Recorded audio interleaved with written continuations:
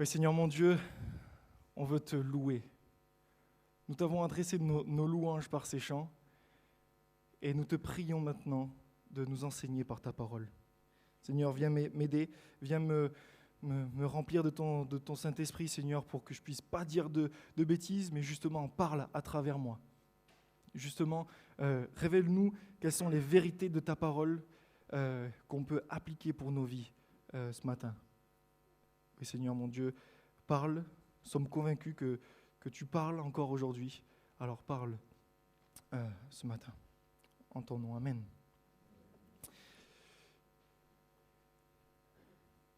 Est-ce que vous connaissez cet homme? Beau gosse, non? Comme vous pouvez le deviner, il s'appelle George Müller. Je ne sais pas si je prononce bien, je ne suis pas allemand, désolé. Il est né en 1805 dans l'Empire Prusse, l'ancienne Allemagne. Et il a eu une enfance un peu tumultueuse, mais après ça, il s'est converti et il a décidé d'être missionnaire. En 1829, il est parti à Bristol, en Angleterre, développant un ministère particulier pour annoncer l'Évangile parmi les Juifs anglais. En 1832, Bristol il y a eu une épidémie qui a rempli toute la ville, et une épidémie de choléra, et qui décime une grande partie de la population. Ce jeune Prussien, du coup, décide de tout mettre en œuvre pour venir au secours des orphelins laissés pour compte dans la rue. Pour ouvrir ces orphelinats, qui verront passer quelques 17 000 enfants, George Müller choisit de ne compter que sur la fidélité de Dieu. Il ne fait pas de recherche de fonds, il ne s'endette pas non plus, et plusieurs fois il reçoit de la nourriture, des dons de nourriture qu'il n'avait pas sollicités quelques heures seulement avant le repas.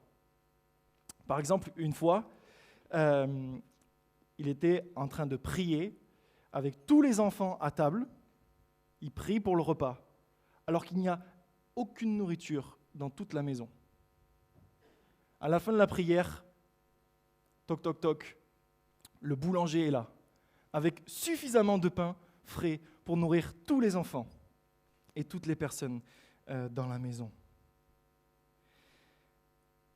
Dans son journal personnel, George Müller a consigné plus de 50 000 réponses aux prières précises telles que celle-ci.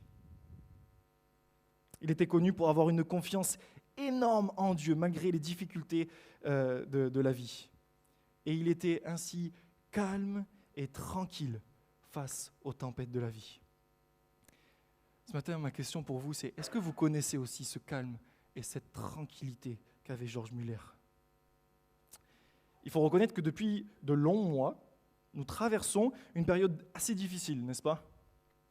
Le Covid est venu chambouler nos vies, entraînant une situation sanitaire, économique et sociale complètement catastrophique.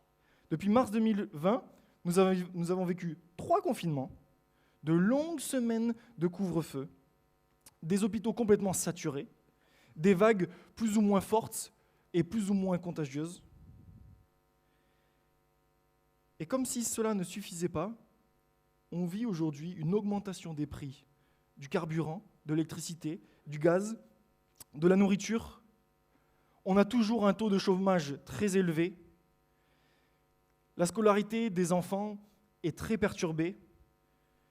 Il y a une incertitude forte pour les étudiants au niveau des examens de fin d'année. Les relations sociales n'ont jamais été aussi mauvaises que cela. Et le nombre d'antidépresseurs est toujours à la hausse. Bref, ces 2 dernières années étaient tout sauf calmes et tranquilles.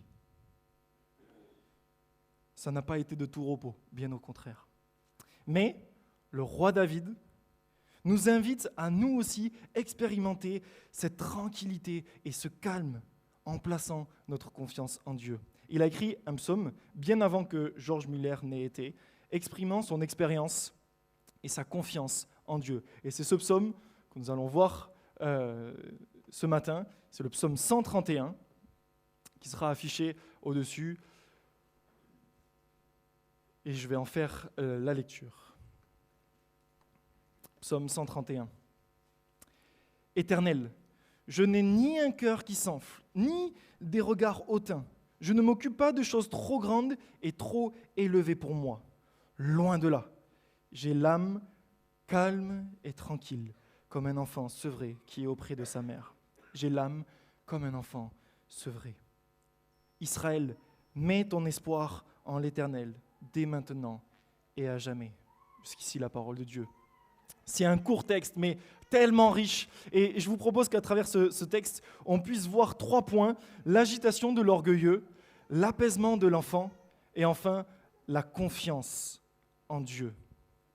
Je vous propose donc de voir l'agitation de l'orgueilleux, et on voit ça au verset 1. David Paulisson s'est livré à un exercice assez intéressant. Il a en quelque sorte réécrit le psaume 131. Mais il a réécrit en donnant son contraire. Voici ce que ça peut donner, du coup, pour le premier verset. « Moi, mon cœur est orgueilleux, et mes regards sont hautains, c'est-à-dire je regarde les autres de haut. Je m'engage dans des choses trop grandes et trop difficiles pour moi.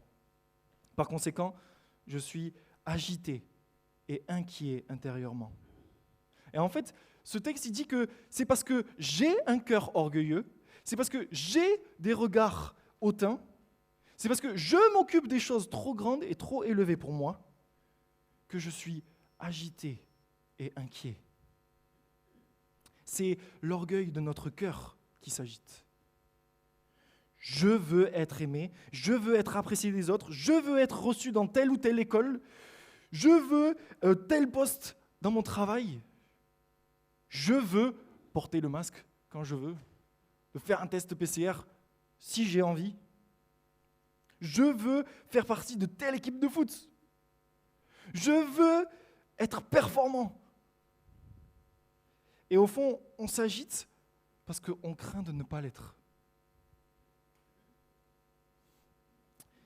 Et une fois que nous le sommes, nous craignons encore de peur de décevoir. Il faut qu'on s'assure que personne ne nous pique notre place.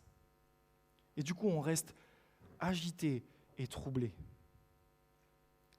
Et si malheureusement on n'y parvient pas, alors arrive rapidement la colère, la frustration, la jalousie, la déprime. Notre orgueil nous fait regarder les autres de haut. On juge facilement les autres par ce qu'ils font de bien ou par ce qu'ils font de mal. Est-ce que vous avez remarqué cela ? Vous avez remarqué qu'on critique facilement les autres ? On critique facilement ceux qui font quelque chose ? On critique nos collègues, nos amis, notre patron, nos pasteurs, nos profs, notre gouvernement. On critique même les scientifiques spécialisés dans des maladies infectieuses. Mais la réalité, il faut être honnête, c'est qu'on ne serait même pas capable de faire aussi bien qu'eux, n'est-ce pas ? Peut-être vous vous dites, non, moi je ne juge pas trop. Mais peut-être que tu ne fais pas grand-chose parce que tu ne te sens pas capable. Et parce que tu te sens incapable ou que parce que tu as peur de l'échec, tu préfères rester dans ta zone de confort. Mais est-ce que cela ne cache pas une certaine forme d'orgueil ? Est-ce que ce n'est pas l'orgueil d'avoir peur d'échouer, de se retrouver soi-même face à l'échec, d'être vu comme un incapable par les autres, d'être blessé par le regard, les pensées ou même les commentaires des autres ?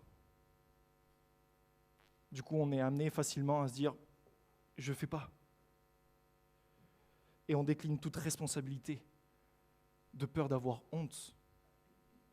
Et au final, c'est la crainte qui dirige nos vies.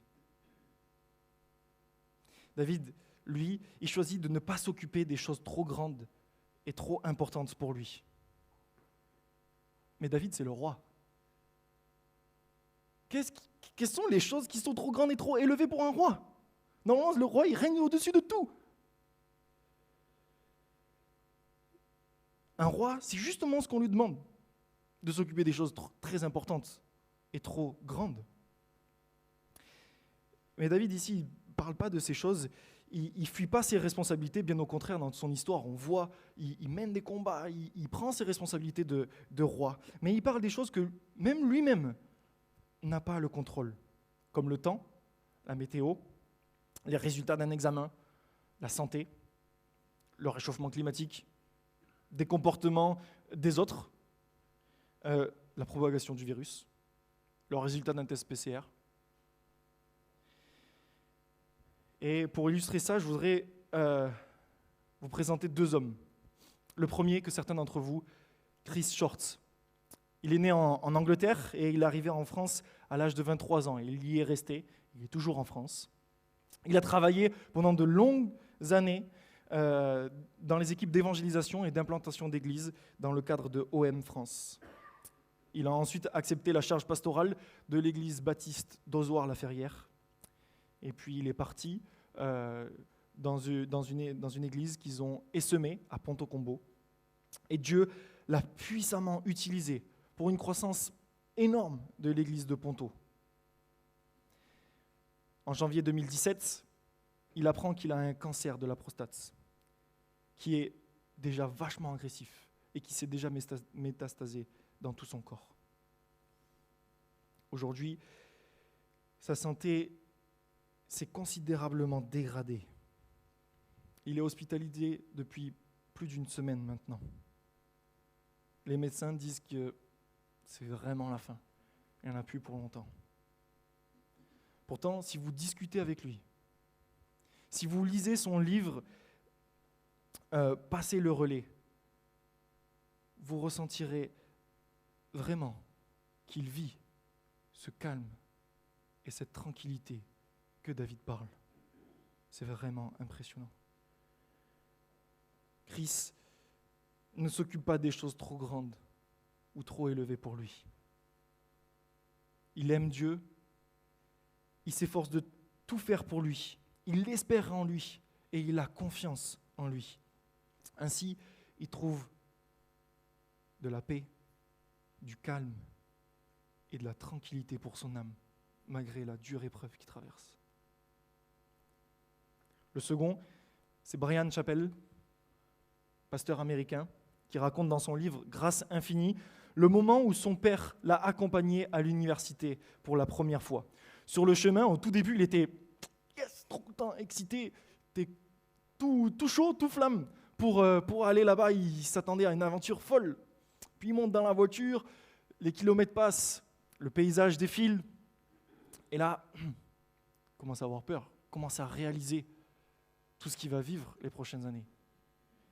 Il commence à avoir peur de quitter sa famille, il commence à avoir peur de savoir s'il va réussir ou est-ce qu'il va échouer. Il commence à avoir peur. Et son père, il sent que il y a un silence anormal dans la voiture. Et du coup, il va lui demander, « Bryan, t'as peur ?»« Oui, papa. Oui, j'ai peur. » Du coup, le père, il arrête la voiture, tire le frein à main. Et voici ce qu'il lui dit. « Mon fils, je ne sais pas ce que cette école va te réserver. Je ne sais pas si tu réussiras. Mais tu es mon fils et rien ne changera ça. Peu importe ce qui se passera, je t'aime. Et il y a toujours une place pour toi dans ma maison. » À ce moment-là, ce fils, il a été apaisé. Il a expérimenté la tranquillité de son âme. Pourquoi ? Parce que l'année universitaire qu'il allait faire n'allait pas dépendre, n'allait pas déterminer ou conditionner l'amour de son père. Il n'avait pas à gagner l'amour de son père, il n'avait pas à mériter le mérite de son père ou la faveur de son père. Il allait juste, en fait, travailler pour lui et pour la gloire de Dieu. En faisant de son mieux, son père lui assure une place dans sa maison, quoi qu'il arrive. Vous voyez, on n'a pas le contrôle sur tout un tas de choses. Alors ne vous préoccupez pas des choses qui sont trop grandes pour vous. Faites toutes choses de votre mieux. Mon père aime dire une chose que je trouve vachement pertinente. Aime Dieu et fais de ton mieux. Et dans cet ordre-là, aime Dieu, fais de ton mieux. Et quand on accepte cela, ça génère une paix à notre âme. C'est comme ça que nous expérimentons le calme et la tranquillité que David parle. Parce que ce que nous faisons n'est pas conditionné par notre échec ou notre réussite. Si nous aimons Dieu, premièrement, et que nous faisons de notre mieux. Le deuxième verset, on voit l'apaisement de l'enfant. Et la question qu'on peut se demander, mais c'est comment du coup notre cœur orgueilleux peut-il devenir humble ? Il ne devient pas humble en faisant pénitence, il ne devient pas humble non plus en faisant pèlerinage ou en se mortifiant. Mais en fait, il ne peut pas devenir humble par notre propre volonté. Nous avons un besoin d'aide constant. Un petit peu comme l'enfant avec sa mère. Parce que le nourrisson, il a faim, il est agité, il s'impatiente, il pleure. Je suis tonton depuis la deuxième fois, depuis récemment. Et si mon neveu Elio a faim et qu'il pleure, si je le prends dans mes bras, dans un premier temps, il va se calmer. Il va voir toute l'affection que j'ai pour lui. Il va chercher un peu, il va ouvrir, il va voir qui c'est. Mais ça dure qu'un temps. Quand il va comprendre que je ne peux rien lui donner, il va être dégoûté, il va repleurer. Il finira par s'agiter et pleurer à nouveau. C'est la même chose pour nous, en fait. Souvent, nous prenons des choses qui ne peuvent pas nous satisfaire. Nous cherchons à être satisfaits, à avoir la paix dans nos amitiés, dans la famille, dans un poste de rêve au travail, dans des gestes barrières stricts, dans la santé, tout un tas d'autres choses. Et au début, ça nous fait du bien. Ça nous réconforte, ça nous encourage. Mais nous vivons dans l'angoisse de les perdre et finalement, nous finissons par être déçus et de nouveau agités et troublés. Et au bout d'un moment, quand ma belle-sœur voit que Elio pleure toujours dans mes bras, elle le prend, elle le récupère, elle lui donne son sein, et là, tout d'un coup, plus rien. Il s'arrête et il goûte au lait maternel, chaud et goûtu. Il est satisfait, calme et tranquille dans les bras de sa mère. De même, nous connaîtrons aussi cette satisfaction, ce calme et cette tranquillité dans une relation avec Christ, qui lui seul peut nous satisfaire. Il est le seul qui sera toujours avec moi. Ma famille, mon travail, ma santé, les gestes barrières ne seront pas toujours là. Jésus est le seul qui me pardonne. Il est le seul qui comble parfaitement tous mes besoins. Il est le seul qui me comprend parfaitement. Il est celui qui, par sa mort, a fait que je sois accepté de lui. Et ce qui vaut bien mieux que d'être accepté par ses amis, par sa famille, par son patron. Il est celui qui contrôle toutes les circonstances de ma vie. Lui seul ne finira jamais de m'aimer. Nous devrions développer une relation personnelle avec lui pour être comme cet enfant au sein de sa mère. L'enfant, on sait, il ne peut rien faire par lui-même. Il se laisse diriger par sa mère. Il faut que je reconnaisse que je ne peux rien faire par moi-même et que je me laisse diriger par lui. Je dois me repentir de tous mes efforts pour mériter quoi que ce soit de sa part. Je dois me repentir de toutes ces fois où je me prends pour le centre du monde. Seul Jésus est le centre du monde et de ma vie. Et tout le monde n'est pas satisfait si c'est moi qui suis au centre du monde. D'ailleurs, même tout le monde ne serait pas d'accord. Mais quand Christ est le centre du monde, quand Christ est le centre de ma vie, alors j'expérimente une paix sans pareil. Je vis calme et tranquillement.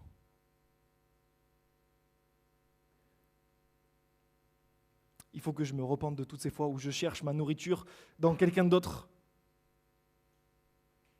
ou dans quelque chose d'autre, dans mes activités, dans mes amis, dans ma famille, dans mon argent, qui au fond ne peuvent pas me satisfaire pleinement et durablement. Si votre travail, votre club de foot préféré, vos études, votre amitié, votre mariage, vos enfants, votre argent, votre santé sont devenus votre raison de vivre, vous cherchez votre nourriture dans quelqu'un d'autre et vous abandonnez le sein maternel. Et nous devons nous repentir pour cela. Rien de cela peut nous remplir et nous accorder du repos. Enfin, le troisième point, la confiance en Dieu. C'est un véritable appel ici, à placer sa confiance en Dieu. Ici, le psalmiste, il appelle son peuple par son nom, Israël. Mets ton espoir en l'Éternel dès maintenant et à jamais. Vous pouvez mettre votre nom ici ce matin. Clément. Mets ton espoir en l'Éternel dès maintenant et à jamais. C'est un véritable appel à placer sa confiance en Dieu dès maintenant et pour toujours.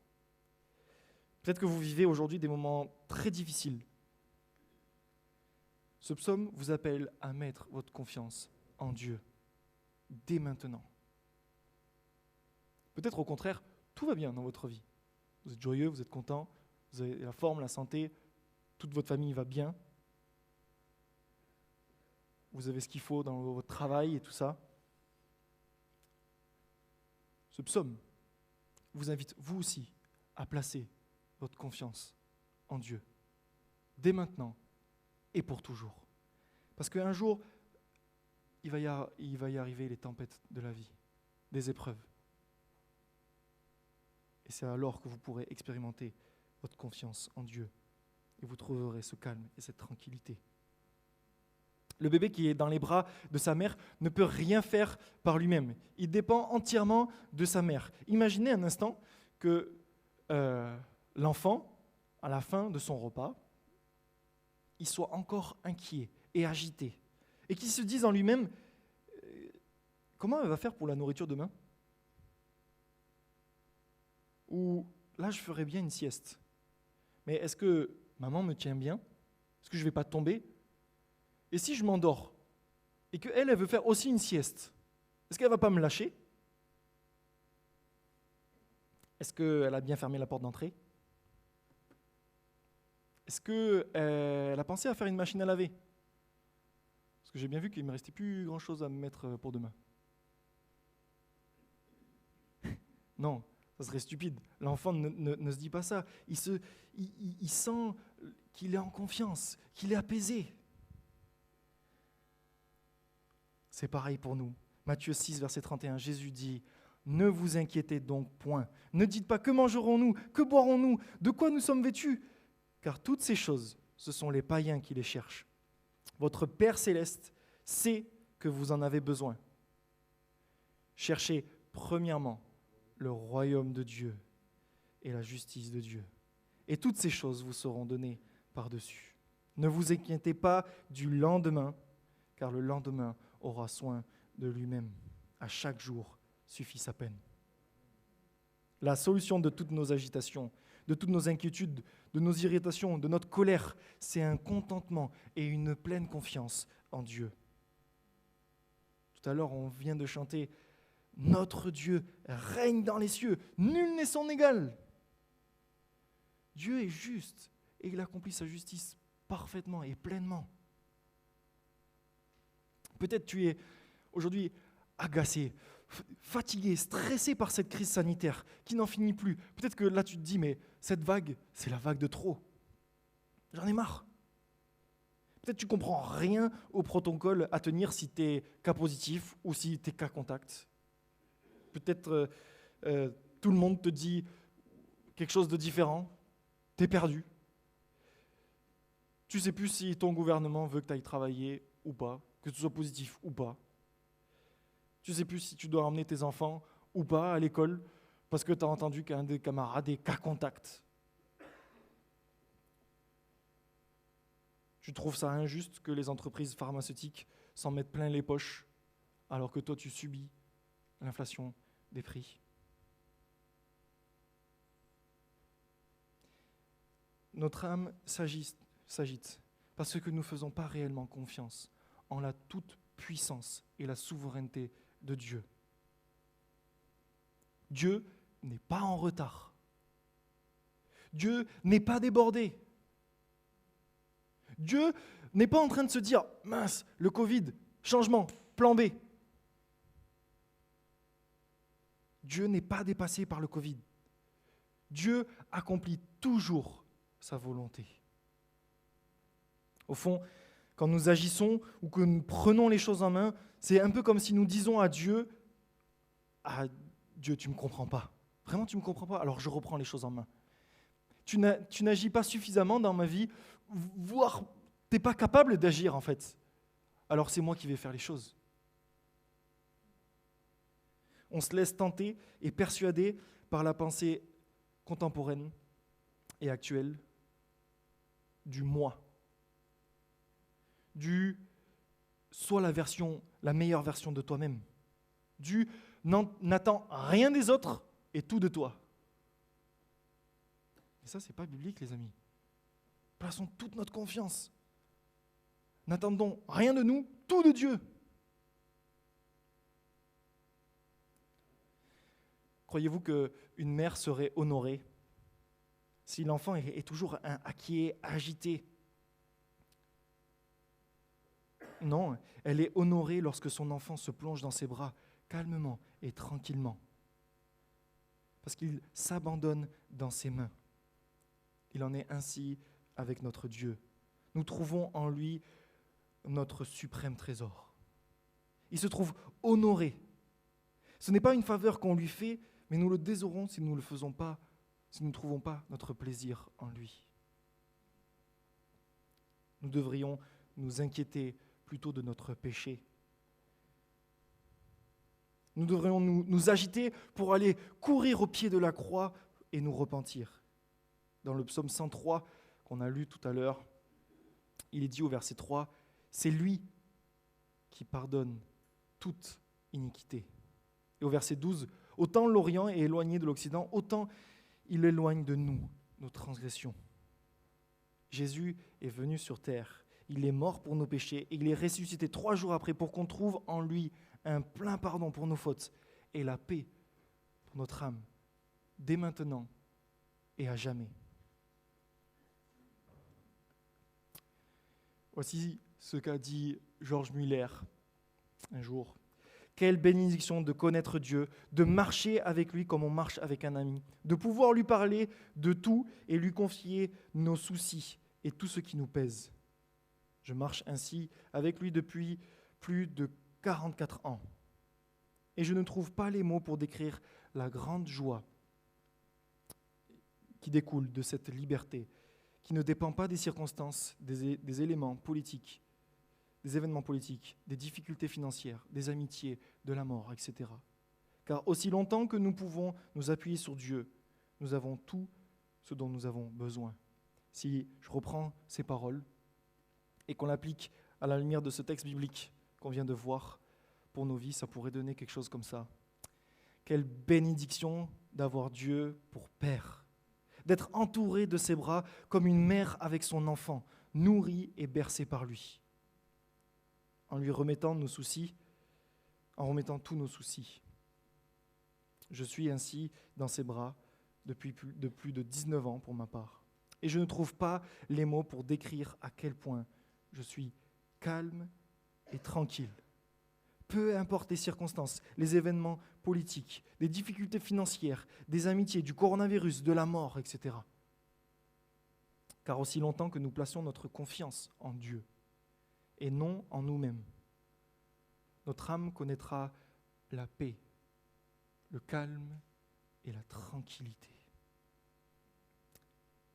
Je peux te souhaiter qu'une seule chose ce matin, que tu puisses expérimenter ce calme et cette tranquillité qu'il y a en Dieu. Ce calme et cette tranquillité que le roi David et George Muller ont expérimenté et que Brian Chappell et Chris Short expérimentent encore aujourd'hui. Je vais terminer en priant et juste après on va chanter un dernier chant. Seigneur mon Dieu, nous devons reconnaître à quel point bien souvent nous sommes orgueilleux. Je dois reconnaître à quel point bien souvent, Seigneur, je veux prendre les choses en main. Et il faut que je reconnaisse que, en fait, ça n'amène que à de l'agitation, à du stress. Mais Seigneur, je veux apprendre à compter sur toi. Seigneur, je veux avoir cette paix et cette tranquillité qu'il peut y avoir en toi.